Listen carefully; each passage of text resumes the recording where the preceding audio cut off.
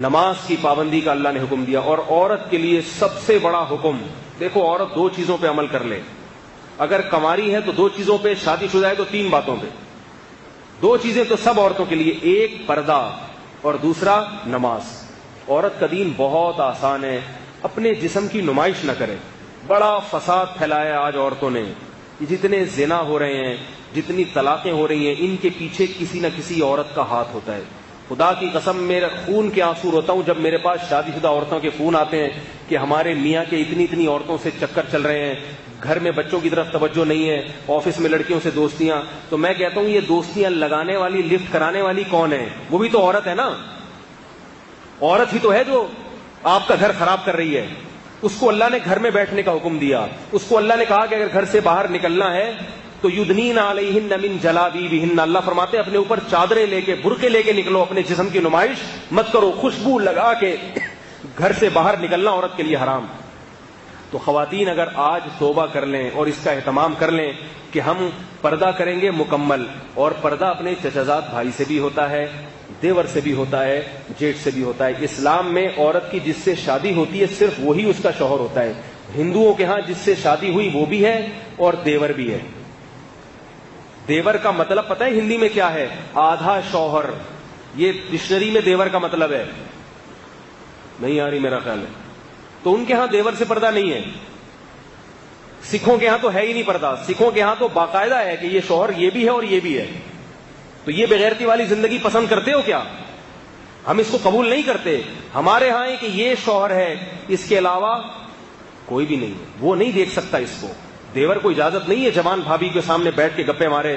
سالیوں اور بہنوئی کے جو ہے نا کتنی بری خبریں آتی ہیں، ایسی باتیں کرتے ہوئے ممبر پہ جو ہے نا شرم اور حیا آتی ہے۔ برائی کا تذکرہ کرنا بھی برائی کی اشاعت۔ کتنے فون آتے ہیں خواتین کے کہ میرے میاں مجھ میں دلچسپی نہیں لے رہے، بہن میں دلچسپی لے رہے ہیں۔ میری سالی آ رہی ہیں، گپے لگا رہی ہیں بہنوئی سے۔ بہنوئی دیکھتا ہے میری والی تو بوڑھی ہو گئی، یہ جو جوان ہے نا، جب یہ تو انسان کی فطرت ہے، جب وہ جوان کے سامنے بیٹھے گا تو اپنی والی اس کو پرانی لگے گی۔ اس کے 10 بچے ہو گئے ہیں، وہ پرانی لگ رہی ہے، اور یہ کیا ہے؟ بالکل نہیں۔ تو وہ ادھر توجہ جاتی ہے اس۔ تو اللہ نے سالی کو کہہ دیا کہ تمہیں بہنوئی کے سامنے بیٹھنے کی ضرورت نہیں ہے، تمہیں اجازت نہیں ہے۔ اگر وہ پردہ کر لے گی تو اس کی بہن کا گھر بھی بچے گا کہ نہیں بچے گا؟ ہے بھائی، اس کی شوہر کی ساری توجہ کس طرف رہے گی؟ لیکن اس کو ہمارے معاشرے میں برا سمجھا جاتا ہے۔ اگر پردہ کر لے گی نا تو بیوی ہی کو اعتراض ہوتا ہے، میری بہن نے میرے شوہر سے پردہ کیوں کر لیا؟ بے وقوف، اسی کو اعتراض ہوتا ہے۔ او بھائی تیرے فائدے کے لیے اللہ نے اس کو حکم دیا ہے، تیرے فائدے کے لیے۔ مائیں روکتی ہیں اپنی بہوؤں کو پردہ کرنے سے، مائیں۔ اللہ نے قرآن میں کیا فرمایا؟ 2 قسم کے طبقے ہیں، کچھ تمہیں جنت کی طرف لے کر جاتے ہیں اور کچھ تمہیں جہنم کی آگ کی طرف۔ جو ماں اپنی بیٹی کو شرعی پردہ کرنے سے روک رہی ہے وہ ماں نہیں ہے، وہ اپنی بیٹی کے لیے ڈائن ہے، ڈائن۔ وہ اپنی بیٹی کو جہنم کی آگ کی دعوت دے رہی ہے۔ ساس اپنی بہو کو اگر پردے سے روک رہی ہے، ساسوں کو بڑی تکلیف ہوتی ہے کہ میری بہو جو ہے میرے دوسرے بیٹوں سے پردہ کیوں کرتی ہے۔ یہ بڑے واقعات سامنے آتے ہیں، ساس کو تکلیف ہوتی ہے میری بہو پردہ کیوں کر رہی ہے میرے دوسرے بیٹے سے۔ بھائی اللہ کا حکم ہے، بہو کے لیے اجازت نہیں ہے کہ اپنی ساس کی بات مانے۔ بعض شوہروں کو تکلیف ہو رہی ہے کہ میری بیوی میرے دوستوں سے پردہ کیوں کر رہی ہے۔ جس میں غیرت ہونی چاہیے تھی، جو پردے کی ترغیب دیتا وہی پردہ اتارنے کی ترغیب دے رہا ہے۔ تو عورت اگر پردے کی حفاظت کر لے، دیکھو کیسی عفت تھی۔ حضرت فاطمہ رضی اللہ تعالی عنہ نے وصیت کی، میرا جنازہ رات کو لے کے چلنا، رات کو میرے جنازے پہ بھی نظر نہ پڑے کسی کی۔ کہاں گئی وہ عفت، کہاں گئی وہ پاک دامنی، کہاں گئی وہ حیا؟ کیسے اپنے جسموں کی کپڑے دیکھو، لباس دیکھو، مختصر ہوتے چلے جا رہے ہیں۔ بچیوں کے لباس دیکھو، کچھ بھی نہیں ہوگا ان کے جسم پہ کپڑا، اور بیٹوں کو پورے کپڑے پہنائے گئے ہوں گے۔ ہاف آستینیں بیٹیوں کو پہنائی جاتی ہیں اور بیٹوں کو فل آستینیں۔ یہ کیا ہو رہا ہے ہمارے معاشرے کو؟ کہاں کو جا رہے ہیں بھائی؟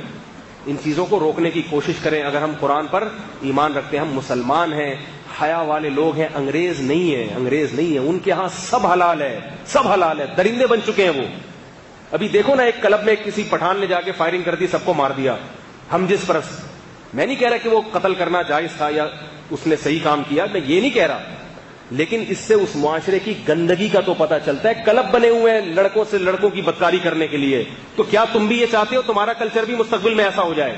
تو یاد رکھو، آج وہ جس اسٹیج پر پہنچے ہیں اچانک نہیں پہنچ گئے. پہلے ان کا کلچر بھی ایسا بنا تھا جیسے آج ہمارا ہے, مگر ان کے بڑوں نے اس کلچر کو تبدیل کرنے کی کوشش نہیں کی. نتیجہ کیا ہوا؟ برائی ہوتے ہوتے وہاں تک پہنچ گئی ہے. اگر ہم نے اپنے گھروں پہ, اپنی بیٹیوں پہ کنٹرول کرنے کی کوشش نہیں کی, معاشرے میں کو پردہ کرانے کی کوشش نہیں کی, تو یاد رکھو ہمارا مستقبل بھی پھر ویسا ہی ہوگا.